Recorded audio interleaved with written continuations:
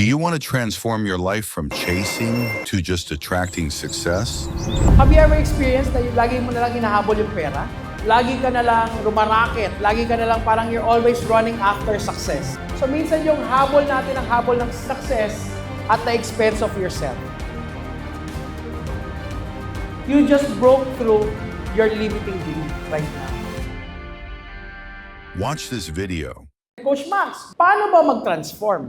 First step is to have what we call a growth mindset.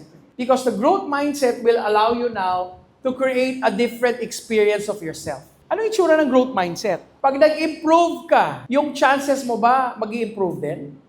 Definitely. Bakit?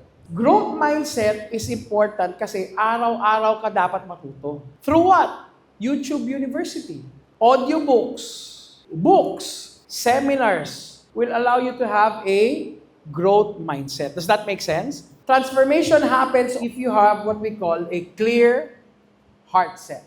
Anong ibig sabihin nun? Klaro ka in terms of your baggages. So you need to clear that. Kasi ang hirap umarangkada sa buhay ng maraming bitbit. Am I correct? At madalas, kapag ka marami kang bitbit, naghahabol ka ng kita, ng pera, ng success, ano madalas na papabayaan? Sarili. So it's now therefore important to have a clear health set. Priority ang self-care. And madalas ito katotohanan. Kinakalimutan natin yung sarili natin. Am I correct? Ang dami na natin nakita. Tama ba? Healthy ngayon, natumba, hospital later. Hindi natin alam kasi tayong Pilipino hanggat walang nararamdaman Until it hits you, may sakit ka na. So minsan yung habol natin ang habol ng success at the expense of yourself. Another set that I want you to start building is your leadership and business set. Bakit? Hindi lang po pwedeng personal mastery. Why? Importante din na merong business and leadership set kang ini-improve. Anong itsura niya? Like I said kanina, write this, number 1. Create a coaching and mentoring culture.